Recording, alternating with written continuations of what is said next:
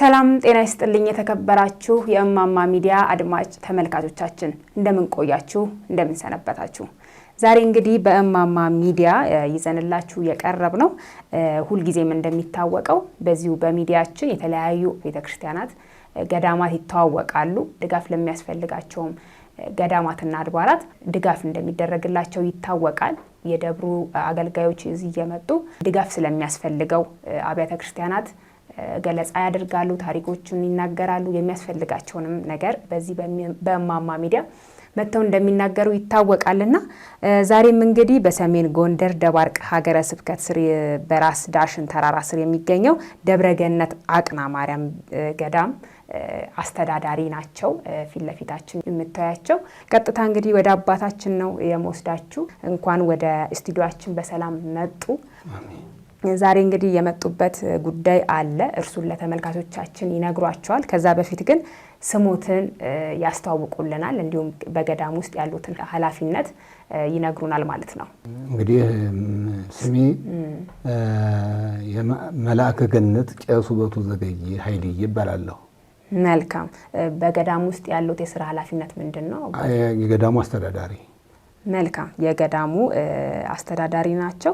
ከየት አካባቢ ነው የመጡት? በድጋሚ ለተመልካቾቻችን ይገሩልን። ከሰሜን ጎንደር ሀገረ ደባርቅ ሀገረ ስብከት ከራስ ዳሽን ተራራ ስር የምትገኘው የኪሮስ ደብረገነት አቅና ማርያም ገዳም ኪሮስ ውስጥ የምትገኘው ገዳም እዚያ እቺ ገዳም ጥንታዊ አቅና የሚለው ስሟ የመጀመሪያ በዚያ አውራጃ የመጀመሪያ ታቦት ቅኝ መሆኗን የሚያመለክት ነው እና እቺ ገዳም ያው መስዋዕት ወሪትም ተሰርቶበት ይባል ነበር በድሮ አባቶች ይነግሩናል።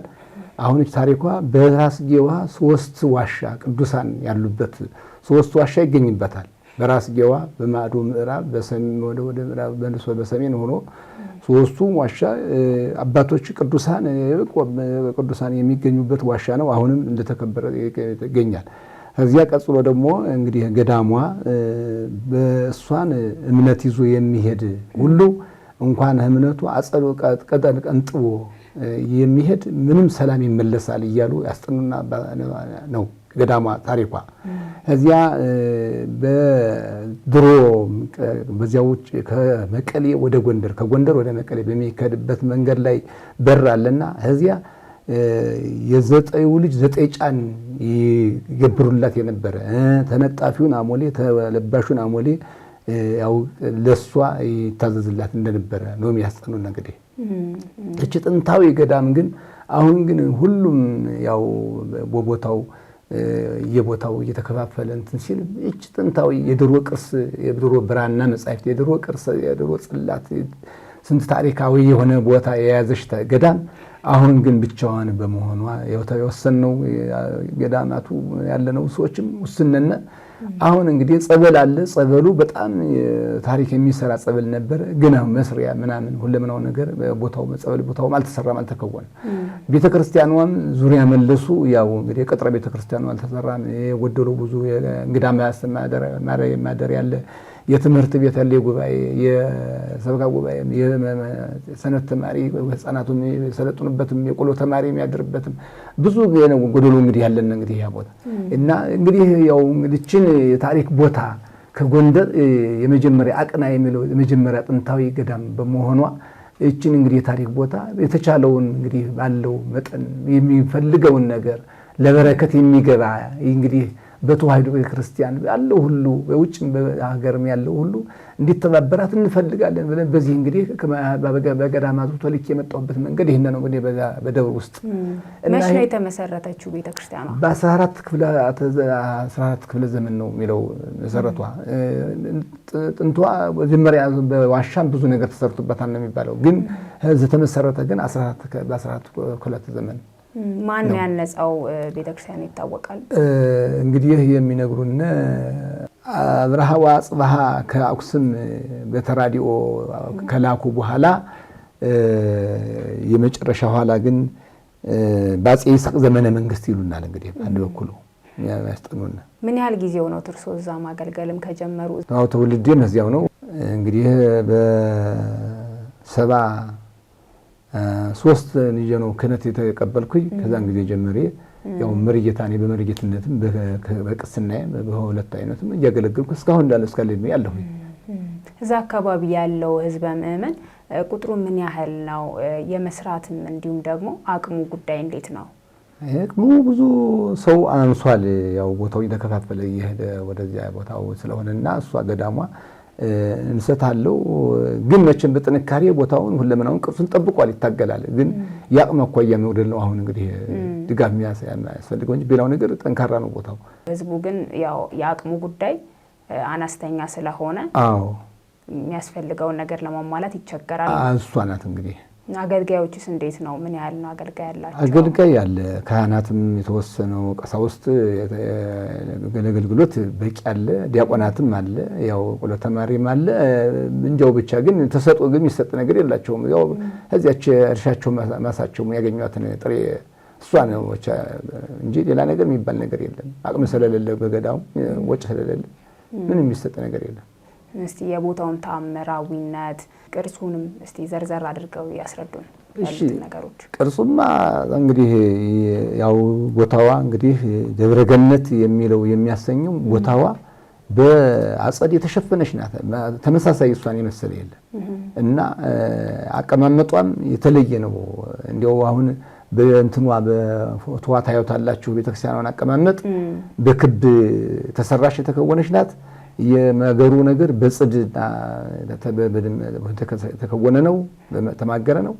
ታሹም ልሾ ሆኖ በቀለም ደንብ ሆኖ ሁለመታው ተግንብላለሽ። እርግጥ ግን ሌላው ዙሪያ መለስ ያለው ጎደሎ ግን ምንም መጠናቀር ያጣነ። አሁን እየተሰራ ያለው ነገር ምንድነው? አሁን እየተሰራ ያለው በተለይ የእንግዳ ቦታዋ ጥንታዊ በመሆኗ ከገቢያ እስከ ገቢያው ደጋ ቆላው መውረጃና መላለሻ ነው። እዚያ እንግዲህ በዝናብ ጊዜ መጠለያ አዳራሽ ያስፈልጋል። የሚያድረው ህዝብ እሷን ፈልጎ መጥቶ የሚያድረው ህዝብ ያው ትምህርት ቤቱ ጣናቱ የቆሎ ተማሪ ያብነት ተማሪ የሚማልበት ትምህርት ቦታ የለም። ዝም ብሎ እንግዲህ ዝናብ ሲመጣ ሜዳ ላይ ዝም ብሎ ነው የሚመታ። እንግዲህ ያ ቦታ ያስፈልጋል። እንግዲህ መጠለያ ቦታ ያስፈልጋል። በዝናብ ጊዜ በዝናብ ለፀሐይ ጊዜም ለፀሐይ መጠለያ ማደሪያ ያስፈልገናል። ቅጥሩ ዙሪያ መለስ በገንዘብ ዝም ብሎ ክልክል ነው። ምንም ቅጥር የለም። አሁን ቅጥር ተቀጥሮ በድንጋይም ቢሆን መዝጊያ ቆርቆሮ ሲሚንቶ ያስፈልገዋል። ለዚያኛው ያስፈልገዋል። ባዶ ነው ያለ። በአጠቃላይ አሁን መጠለያ ለማሰራት ነው። አዎ የጸበል ቤቱ ላይ እንዲሁ አልተጀመረም። ዙሪያ መለስ ያማረ ጸበል ታሪክ የሚሰራ ነበር። አሁን ዙሪያ መለሱ ቦታው የጸበልተኞች ማደሪያም የራሱ ቦታውም አልተሰራለትም። ሁሉም ነገር ባዶ ክፍት ነው ያለው። አዎ ወንዝ ገዳሟ በወዲህ ፈሳሽ ወንዝ አለ። በራስ ዳሽን ትንሽ ወረድ ብሎ ዝቅ ብሎ ነው። በዚያ የሚወርድ ወንዝ አለ። በዚያ በወንዙ ጥግ ላይ ነው ጸበሉ ፈንድቶ ያለ። ሁለት ላይ ነው። አሸንዳ ማዶ አለው፣ ጉዲ ማዶ እምነቱ ፈንድቶ በደንብ አለ። አሁን እናንተ የምትፈልጉት እርዳታ እስቲ በዝርዝር ሲነገር ምን ምንድን ነው ማለት እንችላለን? እንግዲህ ልጆቻችን የተገኘውን ነገር ያ እንግዲህ ምንም በጎ አድራጊ አይጠይቃት፣ መንግስት አይመጣበት ወይም ጳጳሳት መጥቶ አይጎበኘው። ያ እንግዲህ የመኪና መንገድ አይገባበት። በወዲት ጉዲት በግራይ መሐመድ በጣዲያንም ቦታው አልተደረሰበትም። ይህ እንግዲህ የተገኘውን የሚቻለውን ነገር የተገኘውን ነገር ለገዳሟ ሁሉም ነገር ያስፈልጋል። የሚገኘው ነገር ደግሞ ያው እንግዲህ ለአገልግሎቱ ይጠቅማል። ቆርቆሮ የለም፣ ሲሚንቶ ያስፈልጋል። እንትኑ ደግሞ መስሪያው ራሱ አሁን ያ ታሹ ቆላማ ነው። እንዲህ ባህር ዛፍ የሚፈቅድበት ቦታ አይደለም። ያው እሱ ራሱ አሁን በብዙ ገንዘብ ነው ከሰው ሀገር ተገዝቶ ተጭኖ የሚመጣ። ያም ያስፈልጋል፣ ሲሚንቶም ያስፈልጋል። ሁሉ አለ። ቦታው ላይ ዋሻ 3 ዋሻዎች እንዳሉ ነግረውናልና አዎ በራስጌዋ 3 አለ ማዶ ተማዶ። እንዲሁም ደግሞ ጥንታዊያን መጻሕፍት ጥንታዊ አሉ፣ የብራና መጻሕፍት አለ በደብ አለን በየአይነቱ። እነዚህን ለማዋቀርና ለጉብኝትም ሰዎችን በቦታው ላይ ሲገኙ እኮ የተለያየ እንቅስቃሴ የሚደረገው ልማት የሚሰራው ከአዲስ አበባም ሆነ ከተለያዩ ክልሎች የሚመጡ ምዕመናን ናቸው ቦታውን ሲጎበኙ ሊያለሙ የሚችሉትና እንደዚህ አይነት ነገሮች እንዲደረግ የጉዞ እንዲሁም ደግሞ እንቅስቃሴዎች ምን ያህል ተደርገዋል? ከሀገረ ስብከቱ ጋር ለመስራት አልተሞከረም ወይ? እዚህ መጀመሪያ ከአዲስ አበባ ከሀገረ ስብከት ቆርቆሮ መጀመሪያ ለቤተክርስቲያኑ ክዳን ተባብረውኛል። ከዚያም ከጎንደር በሀገረ ስብከት ተልኮ ጎንደር ሰሜን አጎዛን ያስወጣው እንትኑን በዚህ በእንተልኮ እዚያ በኋላ ደግሞ በጎ አድራጊዎች የተወሰኑ ላሜራ ደግሞ ወስደው ደግሞ አንድ 3 ሆነ ሄደው ደርሰው ቦታውን ከውነው ተገጠመን አይቶ መጥተዋል። ግን የእግር መንገዱ በጣም አስቸጋሪ ስለሆነ ሰው ለመሄድ ይፈራል። አዎ የበረከት ቦታ ነበረ ቦታው፣ ግን ለመሄድ ትንሽ ይፈራል። አሁን እንኳን በወረዳው ላይ የጥርጊያ የጠጠር መንገድ የተጠረገ ተቃርቧል። አሁን በሞተርም ትንሽ እየተቃረበ ወደዛው እየመጣ እየተቃረበ ነው ያለ። ድረሱልን በዙሪያ መለስ ባለው ነገር ሁሉ እንግዲህ እግዚአብሔርም ዘሐነጸ መርጦለች አንጽ መርጦለ በመንግስት ስማ ዘይት የሰው ቃል በምድር ቤትሽን የሰራ ያሰራ በሰማይ ቤት ደግሞ ቤቱ ሰርቶ ይቆየዋል አሰርጭ ይቆየዋል ያለ ነው የእግዚአብሔር ቃል። ይሄን ነውና የሚጠቅመው እነሆ በተቻለ መጠኑ እንግዲህ ለዚች ቤተክርስቲያን ዙሪያ መለስ ላላት ጎደሎ ነገር ያው ድረሱ ያሉት አገልጋዮችም ቢሆን ድረሱልን ነው ምን ያለና እኛ ፈቃዳችን ነው። በዓላት ሲከበሩ እንዴት ነው የሚከበረው? ታቦታት የሚወጡባቸው ጊዜያቶች መች ናቸው? እሷ ዋናው ህዳር ጽዮን ነው መከበሪያዋ። ከዚያ ደግሞ ያው ቀጽለን አስተርዌም እናከብራታለን።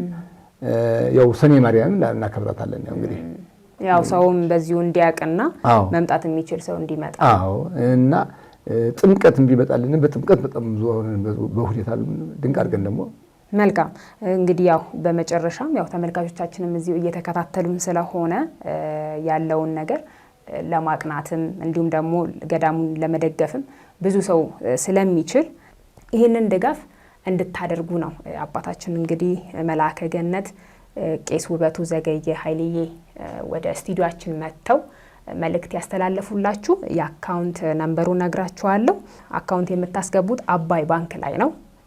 አካውንቱም 46 71 11 11 01 08 8 114 ይህንን መልእክት ተመልክታችሁ የምትችሉትን የአቅማችሁን እንድታግዙ በእግዚአብሔር ስም እንጠይቃለን። አብራችሁን ስለቆያችሁ ይህንን መርሃ ግብርም እስከ መጨረሻው ስለተከታተላችሁ ልባዊ ምስጋናችንን እናቀርባለን። በሌሎች መርሃ ግብራት እስከምንገናኝ ቸር ያቆየን።